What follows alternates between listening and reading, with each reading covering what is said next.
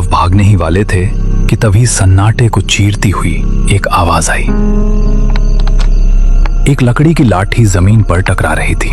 अंधेरे के बीच से एक धुंधली पीली रोशनी उभरने लगी। एक बूढ़ा आदमी उनकी तरफ बढ़ रहा था।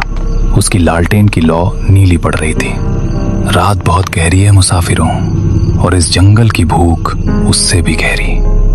बाबा, आप कौन हैं? यहाँ कैसे? हमारी गाड़ी खराब हो गई है, क्या आप हमारी मदद कर सकते हैं? मदद? इस जंगल में रूहें रास्ता भटकती हैं, मदद नहीं मांगती। तुम लोग काला कुआं की जमीन पर खड़े हो। आज अमावस्या है, आज यहाँ का पत्थर भी बोलता है। बाबा, हमें बस यहाँ से निकलना है, हमें डर लग रहा है। डरना भी चाहिए बेटा। इस मिट्टी के नीचे वो लोग दबे हैं जिन्होंने भूख और प्यास में अपनों का ही मांस नोच लिया था।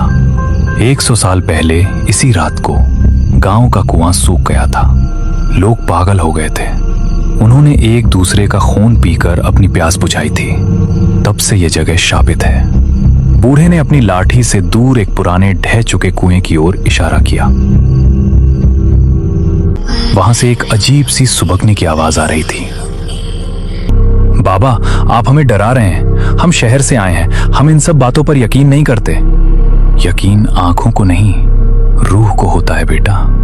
वो देखो, कुएं की मुंडेर पर, क्या तुम्हें वो औरत नहीं दिख रही जो अपने बच्चे को खून पिला रही है? राघव, मुझे कुछ दिख रहा है। एक औरत सफेद कपड़ों में, वो हमारी तरफ देख रही है और मुस्कुरा रही है। वो बुला रही है तुम्हें। आज की रात उसे 2 नए मेहमान चाहिए।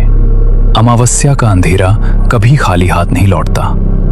अचानक एक तेज ठंडी हवा का झोंका आया और बूढ़े की लालटेन बुझ गई। जब राघव ने अपनी टॉर्च जलाई तो वहां न तो वो बूढ़ा था और न ही कोई आवाज। बस एक पुरानी लाठी जमीन पर पड़ी थी जो अब एक सड़ी हुई हड्डी की तरह दिख रही थी। बूढ़ा गायब हो चुका था, लेकिन उसकी डरावनी हंसी अभी भी हवा में तैर रही थी। राघवदेव और समीर पत्थर की तरह जम गए थे। तभी गाड़ी का रेडियो अचानक फिर से चालू हुआ, लेकिन इस बार शोर नहीं था, बल्कि एक बहुत ही सुरीली और जानी पहचानी लोरी बज रही थी। वही लोरी जो राघव की माँ उसे बचपन में सुनाती थी। समीर, सुन रहा है? ये तो वही गाना है। मेरी माँ, वो यहाँ है। क्या बकवास कर रहा है राघव? तेरी माँ यहाँ कैसे हो सकती है?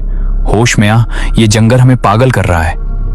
देख समीर, सामने देख, वो मेरा घर है। वो खिड़की, मेरी माँ वहां खड़ी मुझे बुला रही है। वो कह रही है कि खाना ठंडा हो रहा है। समीर ने टॉर्च उठाई और सामने देखा।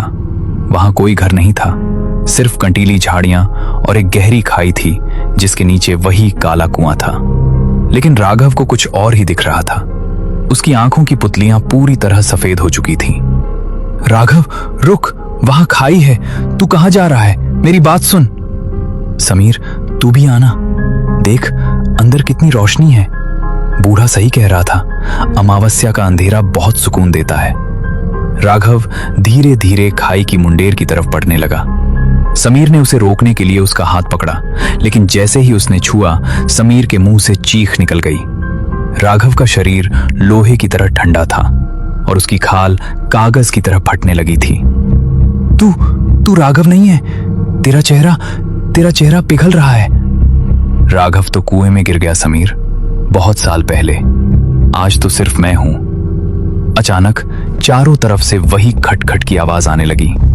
सैकड़ों लालटेन की रोशनी झाड़ियों से उभरने लगी। वो सब बूढ़े चौकीदार जैसे दिख रहे थे जिनके चेहरे नहीं थे। उन्होंने समीर को घेर लिया। नहीं भगवान, मुझे बचा लो, मुझे यहां से जाना है। अमावस्या प्यासी है। समीर ने अपनी आंखें बंद कर ली। एक तेज चीख पूरे जंगल में गूंजी और फिर मौत जैसा सन्नाटा छा गया। अगली सुबह सूरज की रोशनी ने उस भयानक जंगल के राज खोल दिए। पुलिस को सड़क के किनारे वही पुरानी जीप मिली। गाड़ी का बोनट खुला था, लेकिन इंजन में कोई खराबी नहीं थी।